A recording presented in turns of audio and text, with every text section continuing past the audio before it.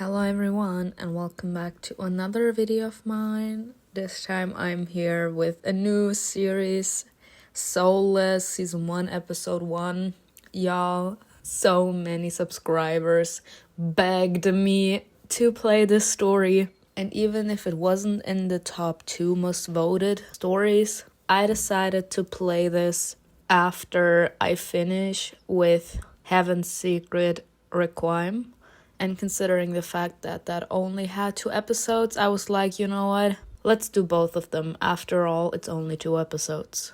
I don't know how I'm gonna continue with it though, because just because it has 2 episodes now doesn't mean that it won't have further episodes with every single update, so I will have to prioritize. I think I will have to put another voting tile for you guys to tell me which one I should prioritize with the upcoming updates, because I just had to play it because they gave me some small teasings about what the story is all about, and at this point I just had to. They said I would love the main character. Desperate for survival, you're thrust into an unfamiliar world, you're soulless with a pressing need to sedate. Now the hunt is on. Oh, let's go. Alright, like I said, my name is Simona and that will be my name. Okay.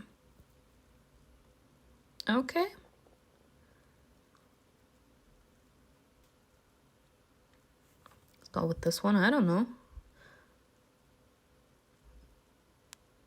Oh, wow. I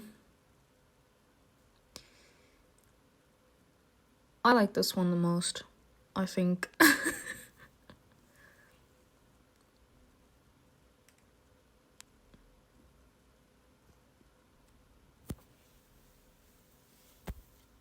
Continue. Before we proceed, please adjust your preferences to better tailor the story's narration to your taste. I prefer a mix of both.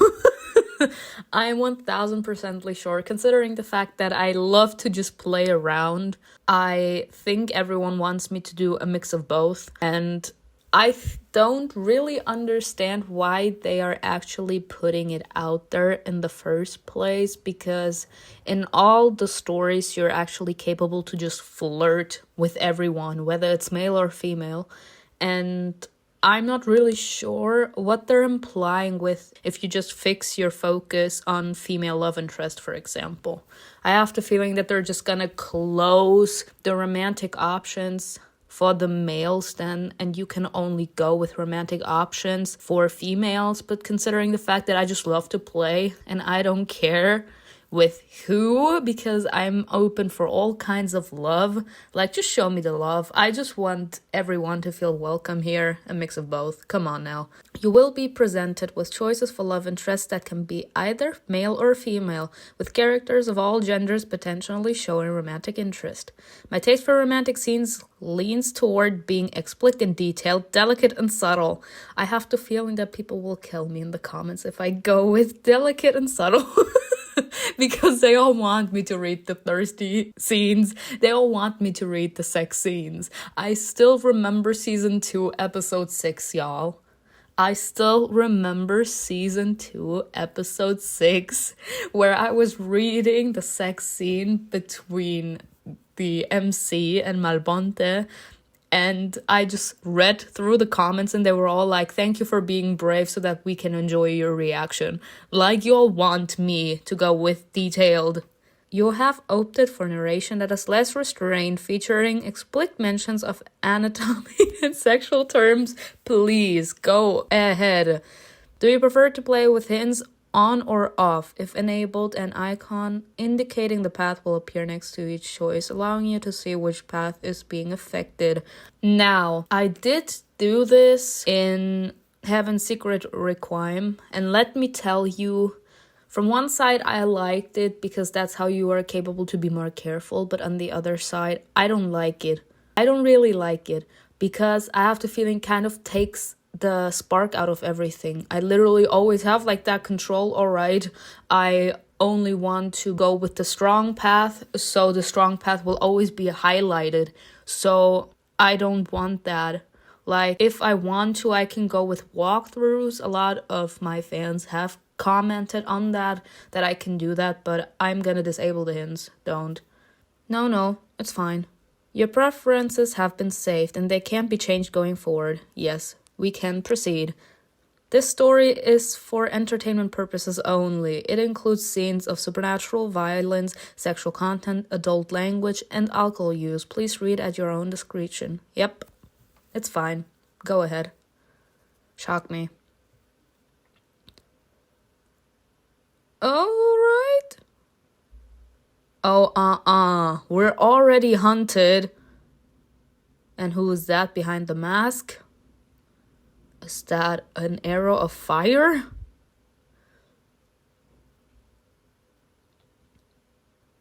What are you trying to get with that arrow, bitch? Soulless, episode 1, Into the Unknown. Uh-oh. Pain. The various cuts across my flesh, the magic that's burning in my wounds, the feeling of deep despair. Oh, that was like some kind of arrow that was spelled against dark souls, maybe? Like, it's like venomous for demons. So if they get hit with that arrow, it's like that arrow is capable to paralyze them or something. This is how it must feel to have my soul torn out of me, one shred at a time if I had one. Light and color begin to dim, giving way to a creeping darkness that envelops my sight. Simona? Huh? Who is it? A hand clasps mine, pulling me back from the edge of oblivion, even if only for a moment. Oh, she's pretty! Simona, we have to go. Where? Oh, we have been attacked, y'all. Like, have you seen the scratches? Anywhere but here. Me. She's so pretty. Can we change? With another yank, she hoists me out of a pool of my own blood. Then we are off and running. It hurts to move, but it will hurt more if I stop. Demon hunter, yeah. Up ahead. Don't let them get away. Arrows aimed at us whistle through the air. We dart behind some trees for cover, struggling to stay hidden while on the move. Take that demon.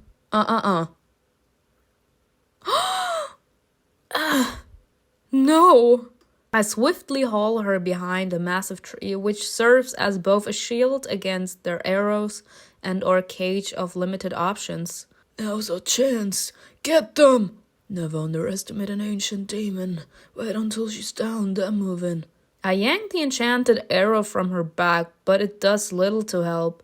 It is imbued with demon-slaying magic, yep, the same kind burning my wounds. This one is dangerously close to her heart. I'm done for, Simona. Go on without me. No one is being left behind! As she says that, her strength wanes and she falls into my arms, barely able to stand. Seeing the demon hunter slowly closing in, the consuming fear boils into rage. Oh, let's go. Give it your all, baby. We're burning their asses to the ground. You took my friend. My demonic will takes charge. Let's go. Some choices increase your pride, lust, or envy points. Pride represents your feelings of superiority.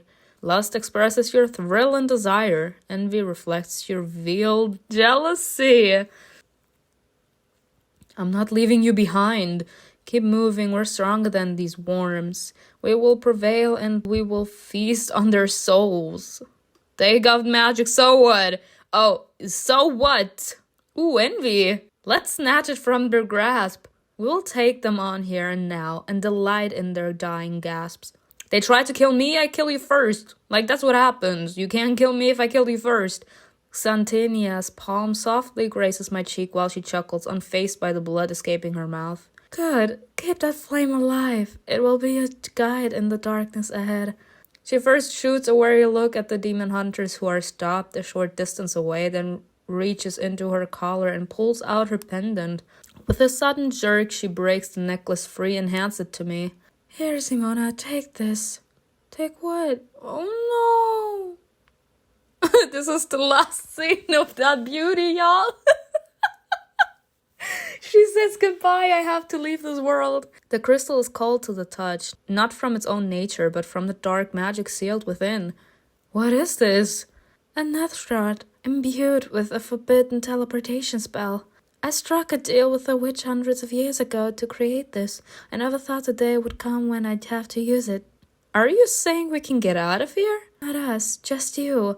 I'll not survive the spell in my weakened state, and we need time to finish the incantation. No, I'm not leaving you behind. Don't act like one of those worthless mortals now. You know full well how much I hate these unnecessary sentiments. She takes my other hand and places it on the one holding the pendant, guiding me to grip it tightly. Then, drawing a knife, she slices her own palm and squeezes a stream of blood into the gaps in my clenched fist. You two can stay there forever. Come out now and your death will be swift. Shut the fuck up, sir. Perhaps you could join us here. Simon and I have a surprise for you. The demon hunters murmur to each other but don't dare get any closer. Xanthenia lowers her voice to a whisper. I don't have long, Simona. Don't argue with me. As soon as I start reciting the spell, they'll know, and I have to hold them off until it's complete. Stay here and keep holding the pendant. Do not come out no matter what happens. I don't like this. I said don't argue with me. In my 200 years of existence, I have never opposed her. This time is no exception. Every part of my being is reluctant to do as she says, but I find myself unable to defy her. You'll be fine. She gestures to her blood still warm and cradled in my hands. No matter where you go, I'll be there with you. I don't like this. Where will this take me? A different realm, but which one I do not know. Few demons possess the power in my blood to activate such magic. A few witches are willing to risk casting this forbidden spell. All I know is that those who have attempted this teleportation spell never return to tell the tale. Not at all? Do you think they perished? How many realms are there? Then what if it kills me too? It's better than being there, I guess. What if it kills me too? Still a better fate than dying at the hands of these filthy mortals, don't you think? That. Having said that, her eyes began to glow. I know she's resuming her true form for one last fight, a fight for my survival. Demons don't shed tears, but I feel a heaviness like no other, an ache that runs deeper than the wounds on my body. Xanthenia.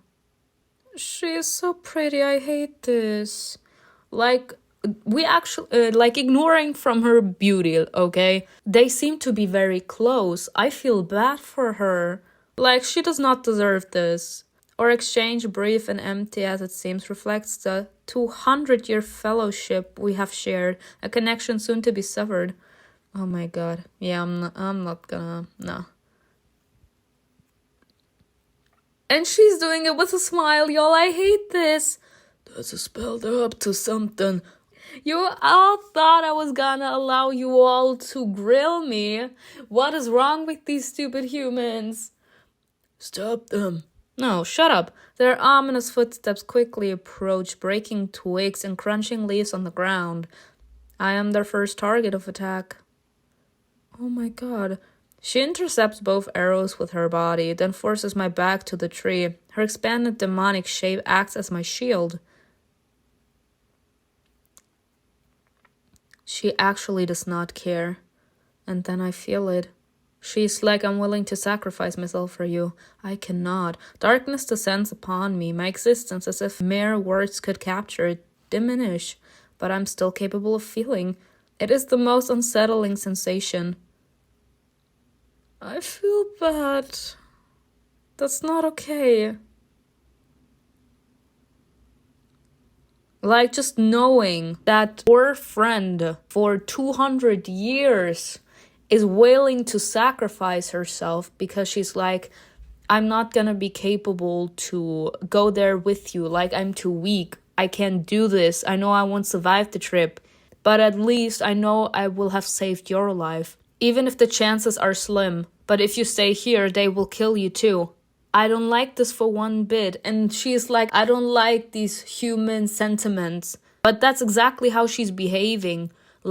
In general, even in Heaven's Secret, they picture demons as not being capable of feeling human emotions. And if they show human emotions, then they're either viewed as weak or as angels.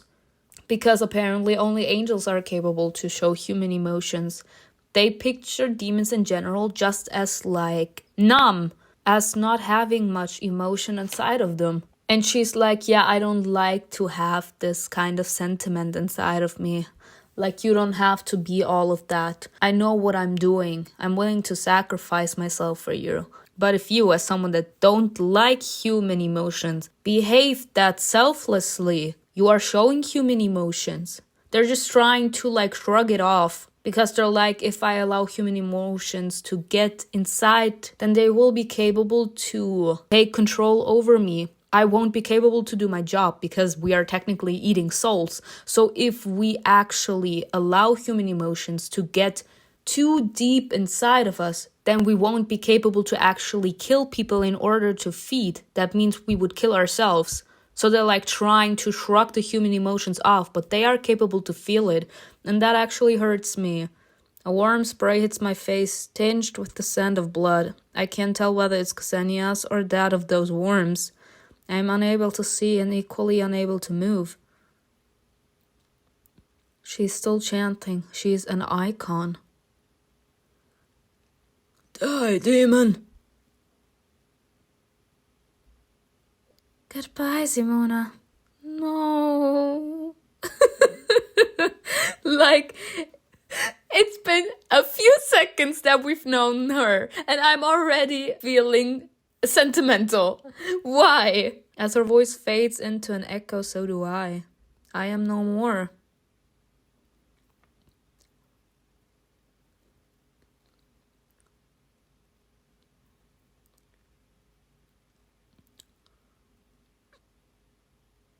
We were teleported to Earth, alright.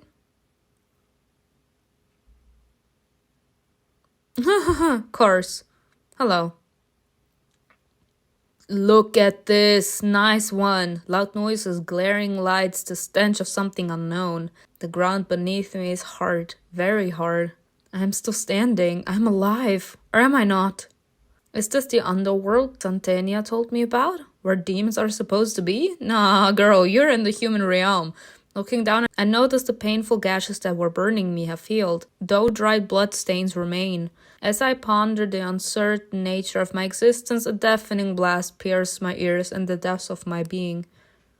Hey, get the hell out the road, crazy woman. A mortal? This is not the underworld. He seems to be in some kind of catapult, but one that he can sit inside. Yeah, the car. There are many more similar looking ones behind him. They're all blasting the same loud, jarring sounds at me. How dare these worms disrespect me so? Beat it. He flings something at me as he shouts. I deftly step aside and the object bursts on the ground, releasing a smell that's both sweet and strangely off-putting. Some choices are prized in diamonds. I ought to make an example out of this one. Give him a taste of my power. Unleash illusions upon him. No, give him a taste of your power, queen. Know your place, mortals. My rage fuels my strength. Walking up to the catapult, I clenched my fist and slammed it down. In my mind's eye, I think it will shatter instantly, but my strike merely makes a huge dent in this thing, whatever it is. Still, I can't help but giggle when smoke comes out of it. Mastery. That's what happened, bitch. I actually destroyed the engine. Certain decisions increase your mastery points. Mastery is a measure of your command over your innate nature and the surrounding world. Oh, that means the more we have of that, the more control we have over our powers. Okay. You wrecked my car. You wanted to wreck me, bitch. You're the one that threw the first punch. I just defended myself and my honor. So? I'm calling the cops. And what you gonna say? That a woman crashed your car? You're going to pay for this, bitch. Oh, you be calling me bitch. This man wants to die tonight. I might not understand much of what he said, but bitch, I do know. Ooh. Demon or not, I despise that word. I like that word. Like, you can call me bitch. Like, I say bitch on a daily basis. At this point, bitch is a compliment for me, y'all. Slut is something else. Slut is something else, but bitch, you can call me bitch. Like, I say bitch on a daily basis. Yes. Mortals always go on about wanting to fly. Make this bitch fly, queen. Make him fly. Show him the thrill of flying. For this one, his wish has just been fulfilled. Period. What can I say? I exist to make human fantasies come true. Goodbye. We said we know how to make this man fly. Like, actually make him fly. Those onlookers seem baffled by what I've just done because they are all getting out of what they refer to as cars. They begin to encircle me, joined by bystanders from all sides, all jabbering on about things that I don't fully comprehend. Too much attention is not ideal, even in my illusory human form. I'm in a world of the unknown now.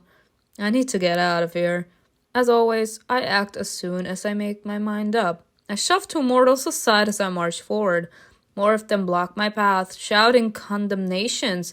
I sweep them away. I have no time to entertain them. No matter how bizarre this world appears, at least it maintains some semblance of roads and structures. I weave through crowds of humans, heading in all directions until I realize I don't really know where to go. So many lights, and not one of them fueled by fire. This place is drenched in sorcery. Oh! This thought has me looking at the pendant I'm still holding in my hand. The crystal has lost its glimmer, its magic spent. There is no time to dwell on it, because my hands have resumed their demonic shape, betraying my true nature. My power is nearly depleted.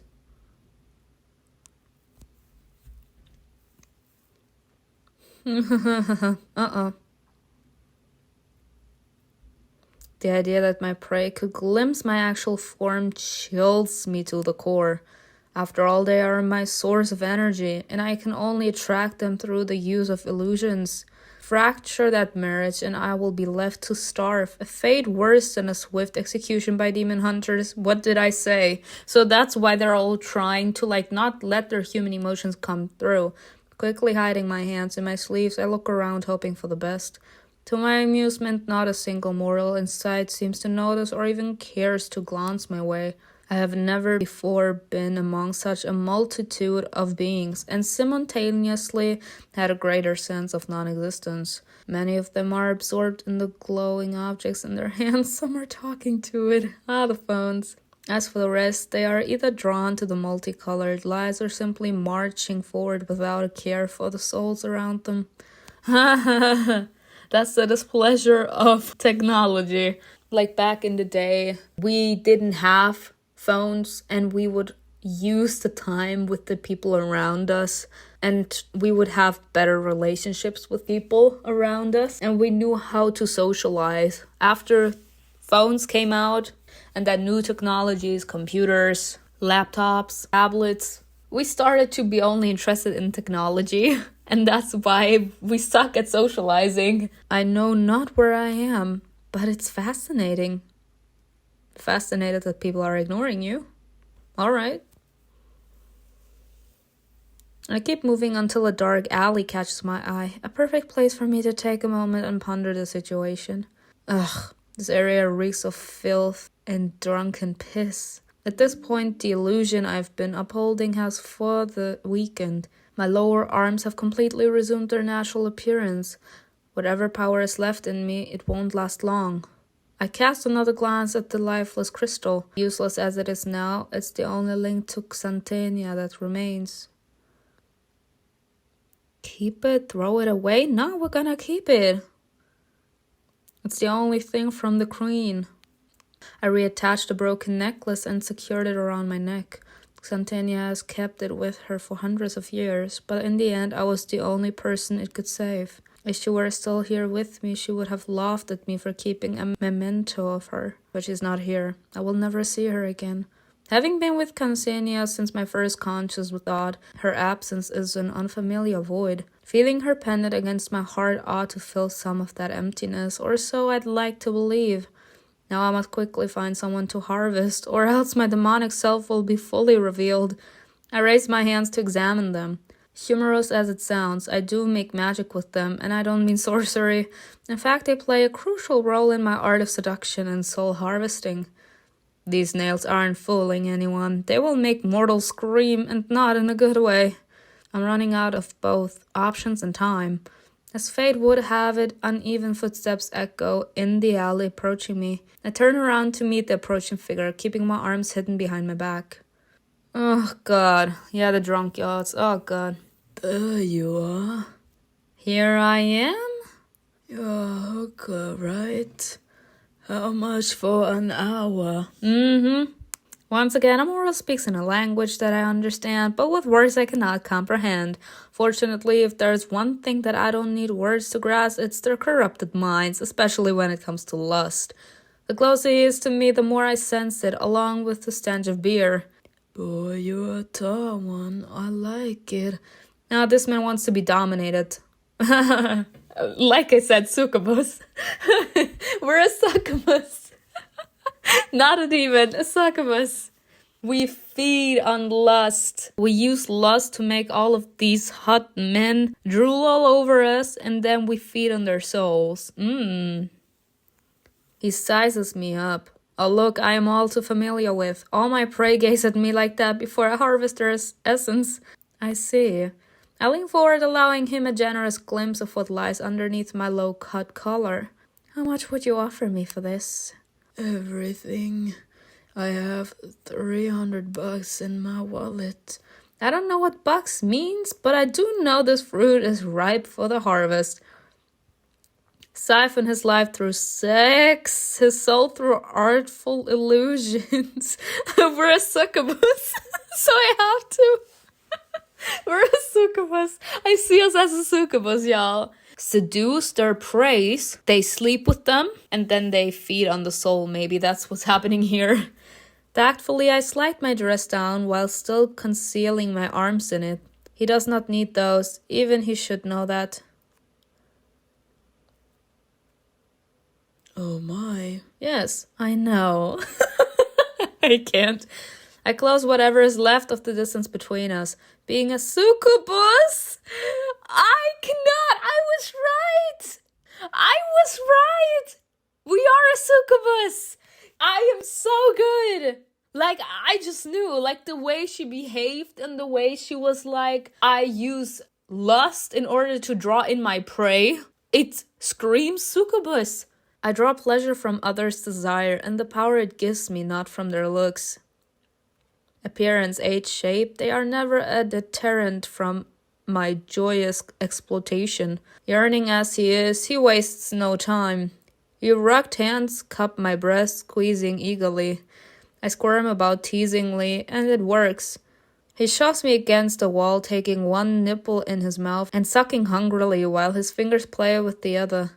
I moan in his ear while reaching down to knead his engorged arousal through the fabric. We are actually playing this man to filth. I want you now. He says that, but nothing wholly follows what he just uttered. In no time his trousers hit the ground and my dress joins them.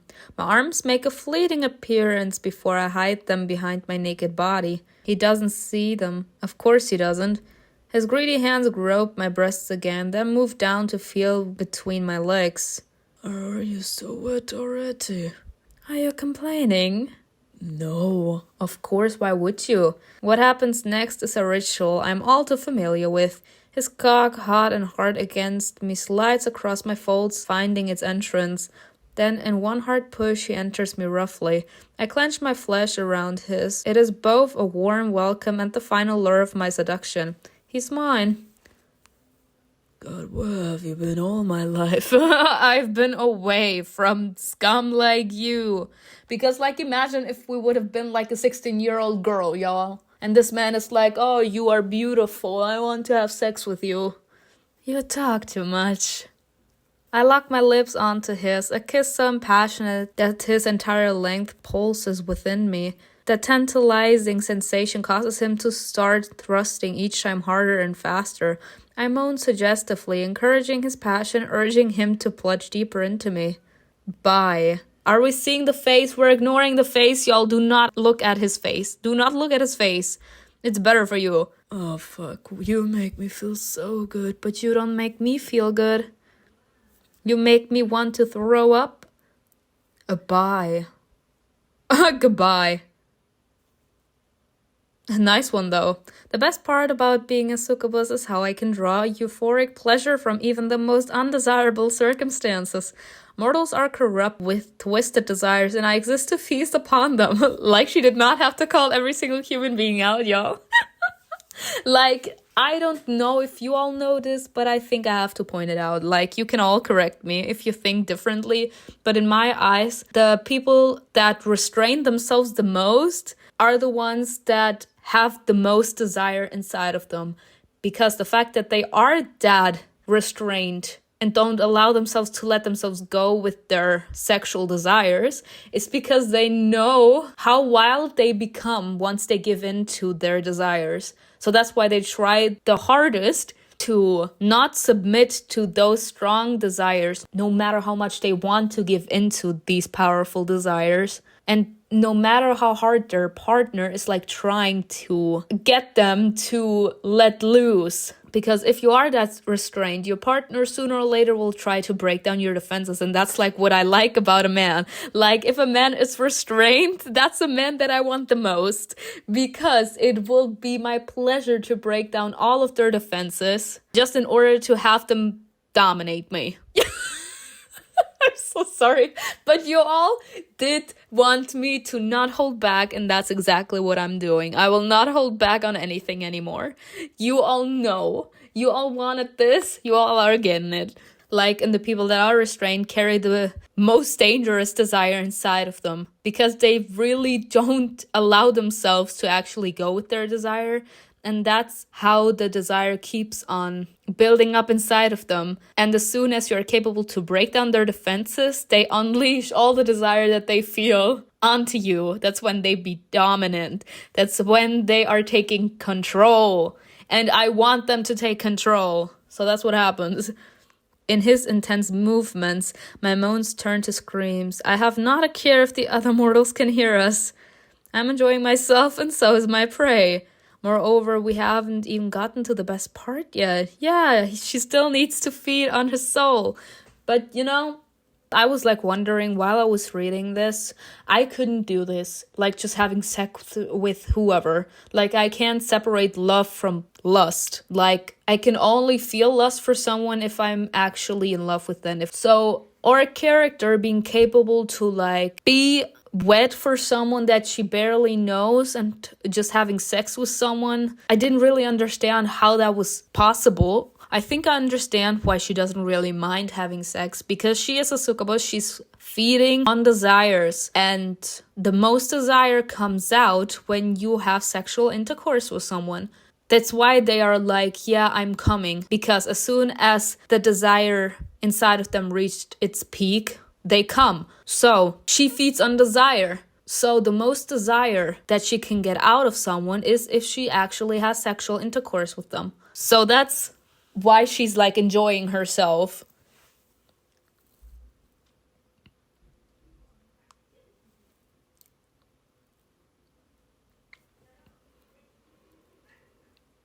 Yeah, see? I'm gonna come. Please come inside me. Oh, good. Oh, God. In the next moments, his entire body tenses and his breath hitches. Yes. His climax brings forth my own, empowering both my bodily pleasure and demonic will. Through my own euphoric contractions, I draw his vital force into me. He is defenseless in this state. I can't. Yeah, you can't do shit no more, dog. You can't do shit no more. Engulfed in ecstasy of both flesh and spirit, I won't let his dying words spoil my delight. I grind against him, taking in every last trace of sensation and his essence, power surging within me, like the first rain following a prolonged drought. I am replenished, surging with renewed power. With my hands returned to their human-like state, I get dressed and smoothly flick my hair behind my shoulder. I will do just fine in this realm. With that in mind, I take one last look at the drunk man, my first prey. Yeah, he did. Those who fall prey to succubi tend to die in utter bliss. I can't, we're a succubus! I'm so sorry. We're a succubus. Let's go. As far as dying goes, there are certainly worse ways for it to happen. Yeah. Regardless, I have claimed too many lives to actually care. Time to get back out there. That's when I notice a shadowy figure standing in my path, in vivid contrast to the luminous scenery behind him. I can't tell how long he has been standing there, but I have the feeling it's longer than I'd like to know. Nevertheless, with my power at its peak and my impeccable illusions, I feel no dread facing humans. Be gone, there's nothing of interest here. Instead of heeding my command, he moves closer, one deliberate step after another. I may have just been fed, but I wouldn't turn down a meal so willingly presented. Well, this should be fun. I'm not about to wait and let him come to me. I march assertively in his direction. He isn't stopping either. We continue until our faces become visible in the dim light. Ooh. Okay, son. You're handsome. As far as morals go, I'd say he's not the worst. Look at me. Were I make him my prey, he would make a delightful harvest. So, he interrupts me before I can even finish my charming introduction. How rude. Any last words? Me? Are you talking to me? Last words? Last of what? Your life, of course. I know what you are. What am I? Demon. Hands off my body. My smile vanishes faster than my own intent. What are you? A demon hunter? What you looking at? He withdraws both hands from his pockets, but there are no weapons. If you think you can take me on without... It hits me then, a suffocating aura in the air bearing down on me. Is he a demon? That can mean only two things. One, he's not a demon hunter because demon hunters rely on inherited weapons embodied with demon-slaying magic, but they are not magical beings themselves. And two, witchcraft exists in this realm too. Are we seeing the fire on the ground? While I'm still deciding what to make of this realization, the warlock slices his own palm open and uses the blood to inscribe a circle around me as he recites incantations. I might not know the language of spells, but I can sense his intent to obliterate me. He likely thinks his magic is trapping me here. He must be stopped, but then again, where's the fun in not engaging in a bit of playful manipulation first? Now, you don't have to do this. Seduce him, threaten him, feign self-pity. Now seduce him at this point. Lust. Surely we can come to some sort of an agreement. I'm sorry. I can be your pet. Pet! She's like, you can chain me up. You can put handcuffs on my hands and feet. I will be your dog. Giving you pleasure like no other. Whatever you desire, whenever you crave it. Shut up, Succubus. He snaps his finger, summoning an airy white flame onto his palm. You should have stayed in the underworld. Within the blink of an eye, I am out of his pathetic prison of a binding circle and pining him against the wall. And you shouldn't have underestimated me. Odie's out. No. Uh-huh. I clench my fist around his wrists, my nails sinking in just far enough to cause pain. He's lucky I'm still in my human form. All right. Gazing into his eyes, my demonic will speaks directly to his soul. You're trapped in this dark, filthy place, unable to see, unable to think. Come the first light of dawn, the fog will lift and you'll find your way home without remembering ever seeing me. The confusion in his eyes confirms he's caught in the web of illusion I've spun. I'm done here. Cautiously, I loosen my grip on him, only letting go when I sense no resistance. He's likely stuck motionless here until morning. I turn and make my way toward the illumination that marks the end of this shadowy alley. Every couple of steps, I glance over my shoulder to see if the warlock is following me. He isn't, still. It's always good to be cautious. May our paths never cross again. Or may they cross because he's fine as fuck. What you on? Are you stupid? A few more strides and I'll be just another face among the mortals. Yet hesitation holds me back, keeping me on the edge of darkness. Where should I go? I am lost not because of my unknown surroundings or the lack of a destination. Rather, it's because I have spent my entire existence following Exentia's lead. I may know how to survive as a demon, but what is my purpose now? What am I supposed to do here other than sedate my cravings? Once in a while, the storyline reaches a fork in the end. The path the heroine will take depends on what you have accumulated more of so far. Pride, lust, or envy? I think envy. Path of insanity? I glance up at the sky devoid of stars due to the glaring lights, and for the first time I feel truly lost. Do I even have a role in this realm? These thoughts wouldn't cross my mind if Santania were still by my side. Unfortunately, she's gone, never to return. Now I stand alone. You're not from the underworld, are you? That hardly seems like a question from a mortal who is meant to be entranced. I spin around, arms raised ready for the onslaught that is to come. He stands a few steps from me, his hands back in his pockets. This man, like if he wasn't fooled by our incantation, why did he decide to stop? He wanted to send us back to hell or to the underworld because he saw us killing that man and draining him of his life force. And now suddenly he doesn't? Not only does he not attack, but the look on his face also makes me feel foolish for my reaction. I think it's intentional. How did you manage to escape my illusions? A moral lack of stalling descent. Your demon tricks are useless, Army. So you were pretending to be affected. I needed to see. What? That? See what? Why you chose not to kill me when you had the chance? He's fine as fuck, like... Leave. Leave. If you must know, tell him the truth. A witch's magic saved my life. Specifically a teleportation spell. So even though you are not the one who did it, I don't particularly want to kill a magic wielder. Not even when I try to kill you. Why should I? What can I say? I'm in a generous mood, having just replenished my power. Would you have harvested my soul otherwise? Honestly, I'm not sure about that either. Your intent to kill me stems from a form of self-righteousness. I believe that you're doing something just. While it doesn't qualify you as purely good, it doesn't necessarily doom you to corruption either. I only take corrupted souls. They fuel my power most effectively. Are you saying you have never taken the life of a good person? How do you define a good person in this world? I mean, she does make a good point. But what do I say about this, y'all? It shows that she actually has emotions. Like they are trying their best not to get too involved with human emotions because then they won't be capable to feed on souls. Because they will feel too guilty and they won't be capable to actually feed on the souls of their praise. I did make a comment about that. Now here, she's actually showing that she has the right priorities.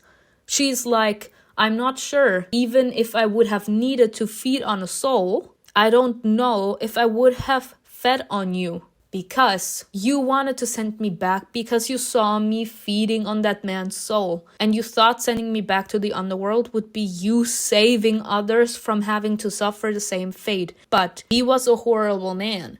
He was a bad person. And that's why I fed on him. But considering the fact you thought you were doing something right and you're trying to do good, even if you may not always be doing something good because we're all humans, like we all are imperfect, we can all make mistakes. You only want to be good, as in you try to put the weight on your positive personality traits, and that makes you positive in my eyes. You had good intentions, even though you wanted to send me back to the underworld. You had good intentions, so I don't want to feed on you. Even though if it would have been necessary for me, I don't think I would have fed on you. So she actually has her priorities straight.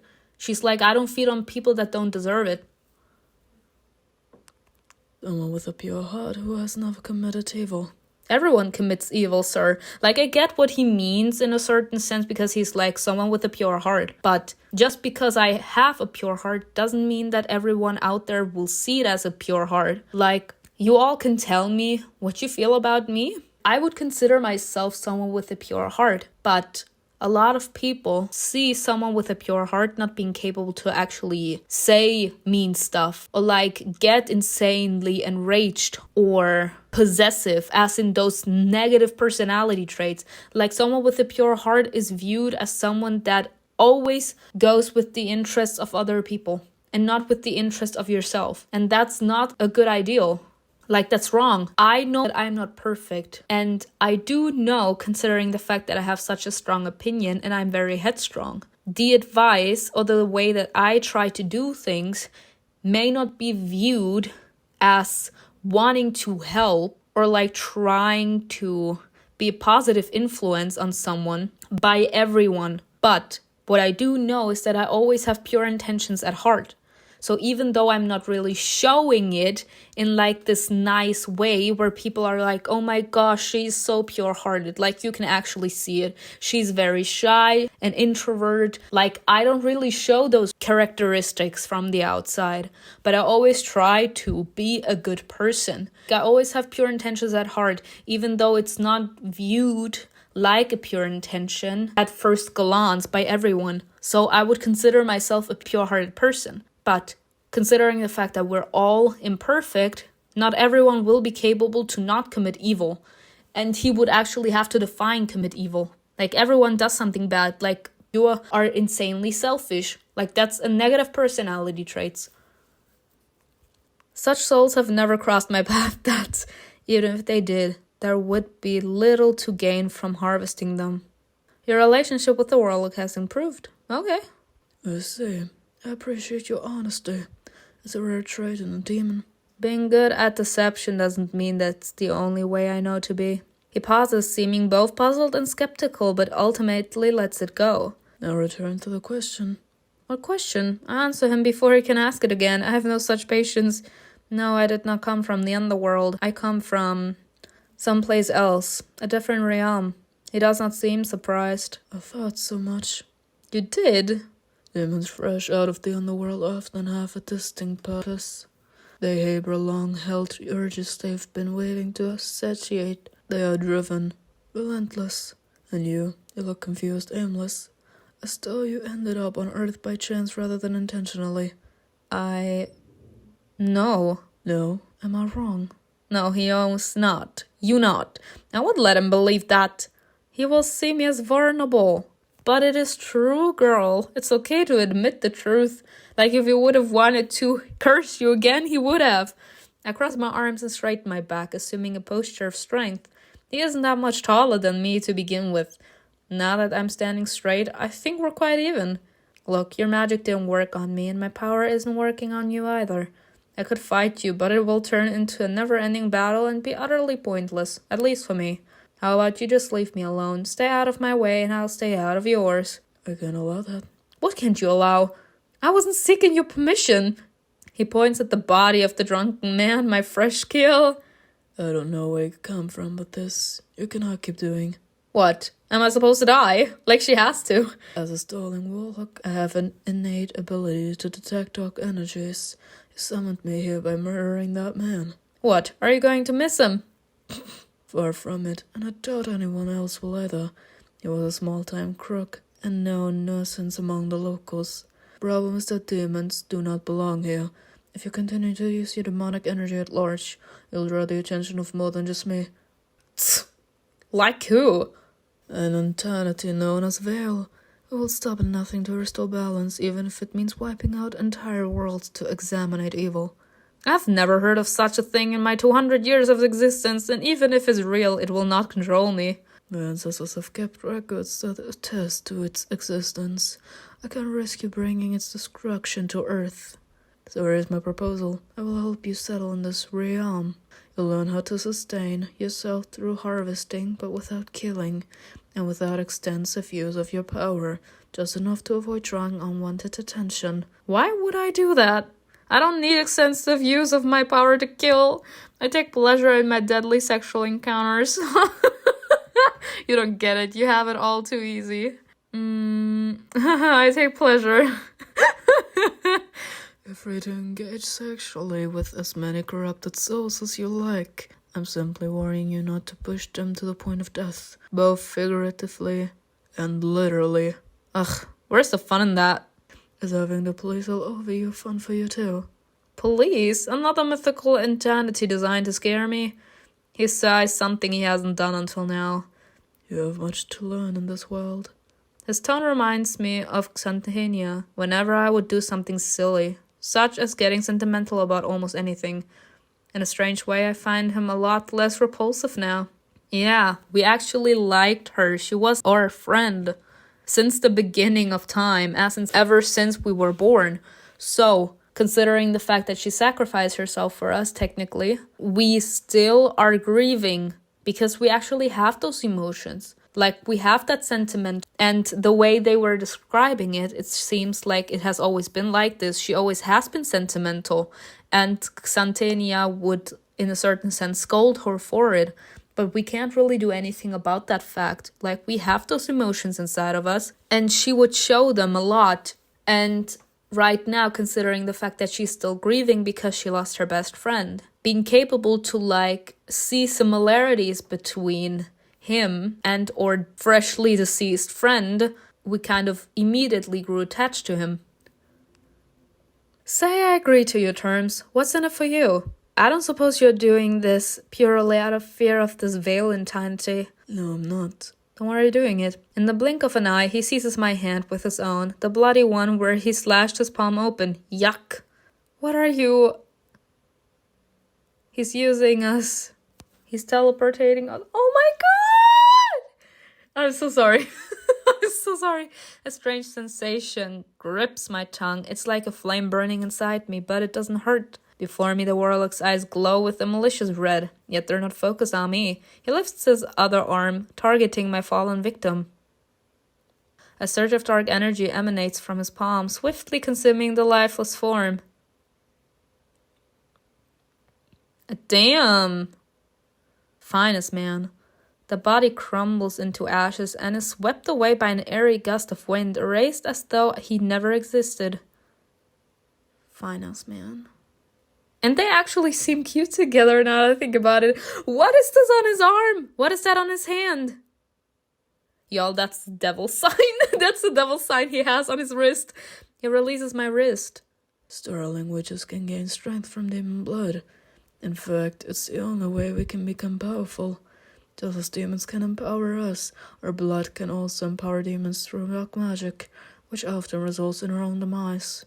That's why many of us have given up this path over the generations, making me one of the last Sterling witches.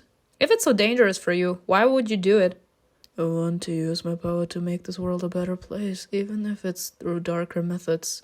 And what does that mean for him? That he's a pure soul. He understands the meaning of a necessary evil. That's why he's like, I know the path I chose is not really honorable, but in order to save people, I am willing to be the necessary evil. To do that, I need to form a pact with the demon who is also reliant on me. You. I don't need to rely on a mortal. Yes, you do if you want to survive here, bitch. Feel free to leave then. I won't stop you. You're trying to blend in with the locals to make your hunt easier, right? Good luck with that, especially with those clothes. What's wrong with my clothes? Imagine you would also want a place to settle down, possibly somewhere to lure your prey and do your nasty deeds. Then again, you're a Succubus. I guess you have no need for privacy. He called us easy! He called us easy! I mean, he's right, but... Sir, you don't need to be that blunt. Like, that's something that a lot of people don't want. Like, the truth hurts, and a lot of people aren't ready to hear the truth. Like, technically, he's right. Like, we are easy. Just seduce a person out there and have your way with them right in the middle of traffic. I bet the internet will love you more than the cops do. Damn! He speaks in terms I don't fully understand, reminding me of the challenges I'll face in this realm. The small bits that I do grasp only confirm this. You were more tolerable before you started grinning. Now you just look stupid. Is that all? I'll do it, alright? Just stop babbling and tell me what I need to do. So we have an agreement. I must have your formal consent. Yes, I consent. Is that all? No, a binding ritual is still needed to seal the bond, but we'll get to that later. For now, you need a makeover. What's wrong with my outfit? She looks like a goddess. There's someone you have to meet, but not while looking like this. Makeover? A change of clothes, and whatever it takes to make you look less like you just walked out of a train wreck. Damn! I like him. Y'all, sometimes I have the feeling that I don't understand my urges myself. I like him. I respect people that are blunt and honest. Like, to be quite honest, that's like the personality trait I respect the most in a human being. Being blunt and honest. Because if you are blunt, at least I know where I'm at. If you're like this fake ass person and I need to figure out whether or not you are gonna be loyal to me or you're gonna stick a knife in my back, I would rather you be completely honest and tell me that you're playing me. Just to put like an example out there. I like him. I respect him. He's like, you look like a train wreck. Train wreck? Trains, a standard form of public transport. Actually, forget it. Let's save the questions for the person you'll meet. I respect this man. I really do. So together we are back on the brightly lit street, walking among many, many people. Now and then I catch a mortal casting a curious glance at my collar, dipping in the wind as I stride by. I'll never be starved for power again. Not in this realm. Hey, keep moving. Stop staring at everyone who passes by. Sir, are you jealous already? It's fine, like, we can work something out. I feel so bad. Naturally, I have many questions about the things I see. The Rollock tries to answer some, like the lights not being magic and the moving catapults not actually being catapults, but he soon gives up and ignores me, no matter how many more questions I ask. He just acts as though he's lost his hearing. Alright, will you at least tell me your name? He pauses briefly, casts a fleeting glance at me, then continues walking. Call me Vincent. Vincent? Okay. I like Vincent. Oh my gosh, fashionista. We soon reach an area with numerous large shops, each teeming with mortals who seem thrilled to be buying things they don't need.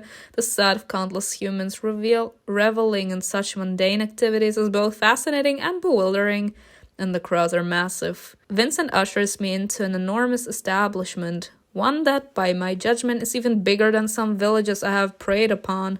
The luminosity is nearly blinding into my eyes. I will get someone to help. In the meantime, hold your tongue and don't go anywhere. Hold my tongue? Stop being so rude to me. Hold your tongue. Like hell I will. To be quite honest, this is like the bickering that I'm talking about. You hold your tongue. You hold your tongue. Stop barking orders at me like you own me or something. I don't own you. But what we share is nothing more than a mutual beneficial agreement. So don't expect me to pamper you like a baby. Likewise, I won't expect courtesy from you as long as you serve your purpose.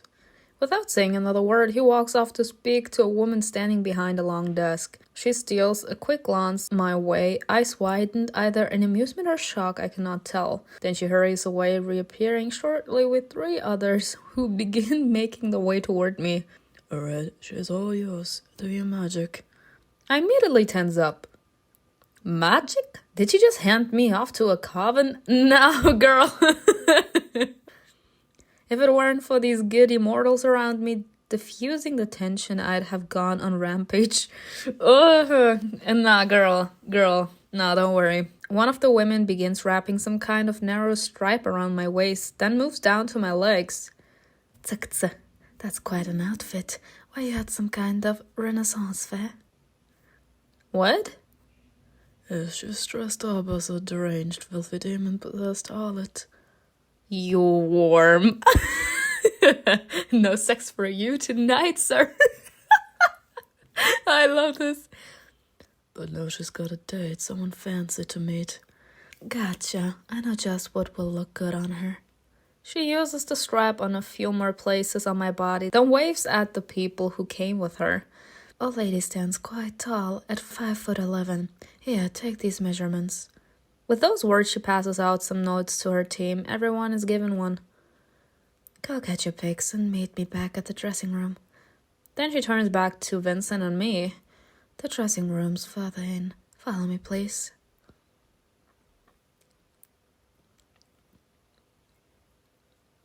The events that follow are nothing short of confusing. My mind is so cluttered with questions that I'm left in the daze.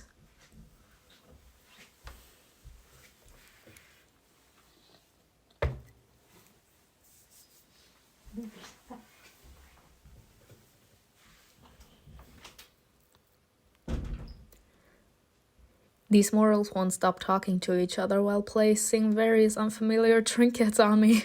As far as I can tell, they hold titles like hairstylist, makeup artist, and jewelry consultant. They also use names when speaking to each other, but it's of no interest to me. These outfits are lined up. Pick one and we'll sort the matching hairstyles.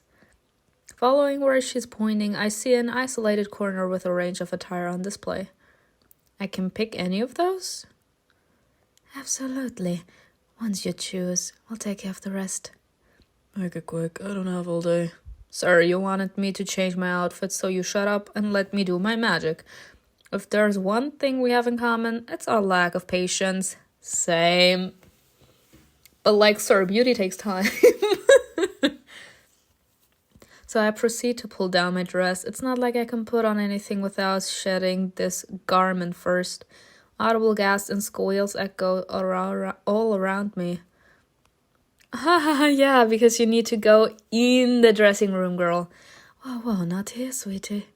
Vincent rushes over, yanks my dress back up, and ushers me toward the designated room.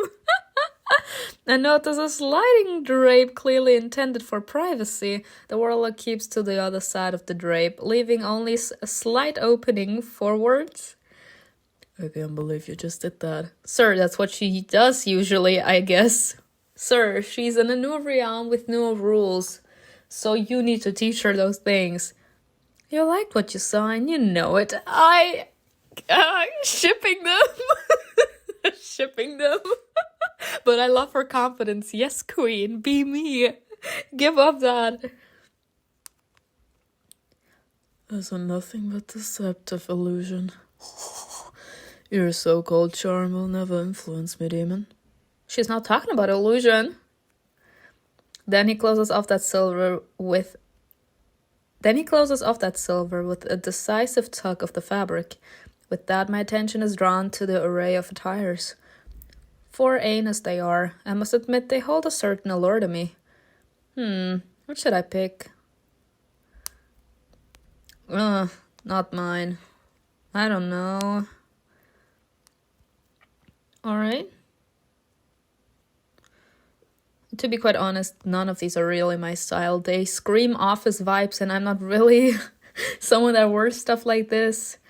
But I think this one. I like this one the most.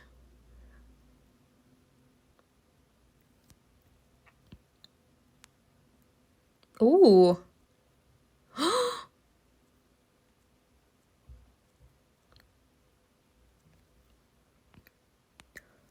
Ooh, I can't decide. You know what? Go with red. Go with red. Go with the red.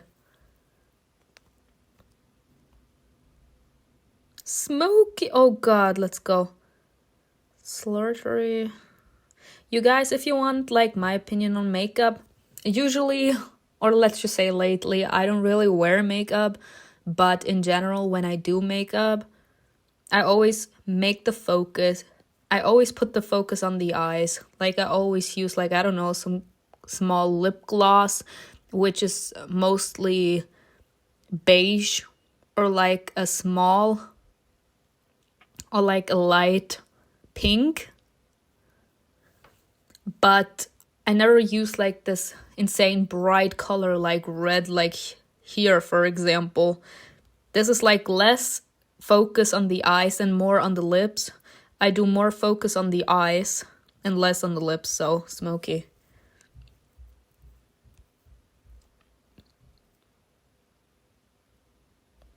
Ooh, gold set, silver set, red set, a black set. Yo, you are testing me. I think the gold set suits here better. I don't know why. Look at this. Silver would also suit well. And you all know I love red, but I'm going with the gold.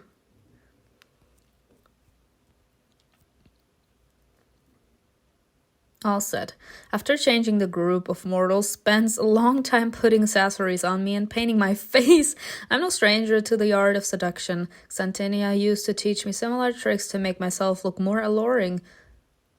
This, however, is more tedious than I remember. Still, observing my transformation in the mirror has been rather mesmerizing. It's almost like seeing an illusion come to life. Once everything's complete, the crowd scatters, leaving only the woman who's been directing them. She looks very happy somehow. You're all set, Miss Simona. What's your preferred payment method? We accept cash, card, and cashier's checks. I don't... Thank you for your time, Sarah. Is my credit card for the charges. Okay, how rich is this man? Is he a sugar daddy? Like, I don't know how much that could cost. I've never been to a stylist boutique before, but them actually taking the measurements, them actually creating or bringing out those specific outfits just for her, them putting on gold on her as an expensive accessory, expensive makeup. That's a lot of money. A lot of money. Like, how rich is this man? As she walks off with whatever Vincent just handed her, he turns to me. You owe me $1,800. Expect you to pay me back. And how am I supposed to pay you back? Like I know what dollars are. You'll learn soon enough, trust me. This man is enjoying himself way too much, if you ask me. He's enjoying himself way too much. Then he retrieves one of those glowing objects I've observed in the hands of many mortals here. Who you calling? What is that thing? How come you people are all so obsessed with it? A cell phone. You'll have your own shortly. His finger stands over the flat, glowing surface, pressing and swiping before lifting it to his ear. Got a new one for you to train. Run away. Got a new one for you to train. Run away. Who is gonna train us? Yes, now. And send a quick note to Tiger. She needs to be prepped immediately. Then he grunts and slips that thing, the cell phone, back inside his pocket. Whoever he was talking to, he must not like them. But then I have a feeling he doesn't like anyone but himself. Love yourself the first. Who are we meeting? Your new manager. Sort of. He cuts me off before I can launch another barrage of inquiries. No more questions, not in public. Answers will come in due time. Sir, let me just hear your velveted voice. Like maybe I'm just that turned on by your voice that I want you to keep on talking. Like this man gives off the vibes that he speaks in monotone, very deep voice, a very strong and powerful voice. As in my eyes, such a voice is sexy. A voice like that is hot. And depending or not, if he has like a British accent, goodbye. Goodbye. And so we are back on the bustling streets. The array of multicolored lights is a welcome change from the glaring brightness of the large dress shop, offering some relief to my eyes. Vincent waves at a yellow thing, which I learned earlier is a taxi, and then I climbed in after him. A noticeable warmth fills the space, contrasting with the outside air. Not that it matters to me. I'm moving very quickly without having to exercise my body. It makes me wonder why anyone would choose to walk. The behavior of these mortals continues to baffle me.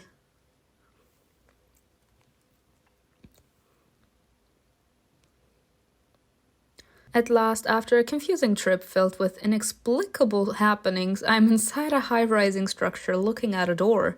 Vincent gives it a knock. The first thing I hear is a muffled moan, then a woman's giggle, and a flirty one at that. I can't. Stop doing that. Help me find my panties. There, hand them to me. After that, sound of lazy footsteps follows, and the door swings open. Oh, I see. Oh, this is because of the choices I made, right? I see a man. I see that man. Look at this man. Not bad. Not bad at all. Between his lascivious gaze scanning my form and his own exposed body through his loose robe, I don't really know what to focus on. I myself don't mind his manners or her choice of attire, given my nature, but Vincent is visibly irritated. Okay, y'all, just to put this quick note out there, like I'm gonna put in the comments the same question so that you guys can answer to that. Tell me if you want me to choose a woman next time. As in, I have the feeling, considering the fact that we can choose whether we want to have romantic choices with a woman or a man. You guys can tell me if you want me to play the next episode with the focus on a woman. Okay? Like, for example, here this choice whether we see a man or a woman, like, you can tell me. You can tell me if you want me to, like, choose the woman next episode or something. I made it clear that we were on our way, didn't I? He casts a knowing look at the woman, wearing a similar robe and flirty smile standing behind him. Not her hiding behind this man. Yes, Vincent, I'm aware that I've prolonged my bath otherwise. I like this man too. Like this story. This story is just calling my attention left and right. Like, yes, just give the I don't give a damn attitude. Where's Tiger? Trexio. I have no time for your games. Oh, Trexio is the one that Nora told me I would like. Where is this man? That's Trexio! Easy there. Tiger's the big shot here. He's not someone I can casually summon. I texted him. We'll catch up with him tomorrow. His eyes flicker back to me, lips twitching into a smile as he licks them suggestively. It reminds me of me. Is he a succubus? Is he an incubus? I think I'll be delighted to meet our new contractor. He moves to the side, opening up the doorway. Hi. Don't just stand there. Come on in. Let's talk. I'm not taking one step in there while you're dressed like that. Like, we need to loosen up, Vincent. Simona will be staying with you tonight. Make sure everything's set up for her. Then he turns his back and strides away just like that. You're just leaving me here with them? No, he's just leaving you with me. You're all mine tonight. What game are you playing, sir? He then pulls me inside and shuts the door with Vincent outside. I suppose the warlock never intended to stay. He shouldn't be offended. Get dressed and go home, babe. I have work to do. Those words are for the woman beside him, who looks at me and flashes me a smile, though not a heartfelt one. Right. Nonetheless, she complies with his request, soon exiting through the same door. Now it's just the two of us.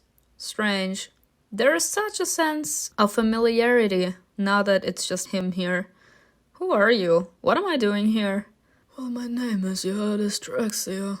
As for your second question... He steps closer, just one step away from our bodies touching.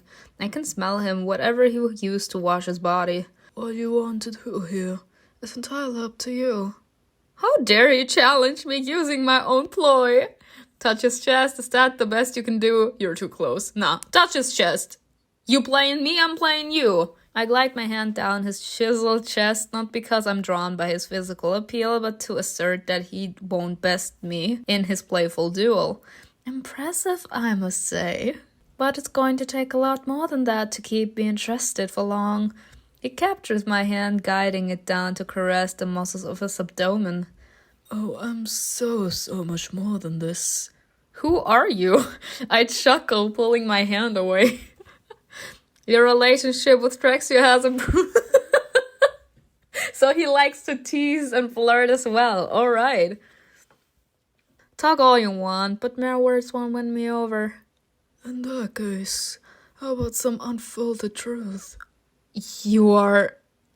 Let's go. He's an incubus. He's an incubus. A pleasure to meet you, Simona. He's an incubus, bitches. He's an incubus. We can't do anything that will shock him. He's an incubus. Nice one. Okay, I have to say I like this story. I really do. It's funny. It's entertaining. I'm not really sure what to feel about any of the characters. I do know I like Vincent. I love his attitude. And I love that he isn't easily fooled and manipulated. So, and especially the truth this man hits. Like, he does not care. And I admire that. But we will see what the next episode is gonna be like. I just met Trexio like the last few seconds of this episode, so I can't say much about him. But we shall see. If you guys want my opinion on which one I think is hotter, I would have to say it's Vincent. I like Vincent's face more and his attitude as well. Like, his attitude is what pulled me in the first time. So I will see what the future will lead me to. But I hope you enjoyed this video with me. Tell me in the comments below what you think was best. If you like this kind of content, make sure to subscribe. You can leave a like if you want. And I will see you in another video.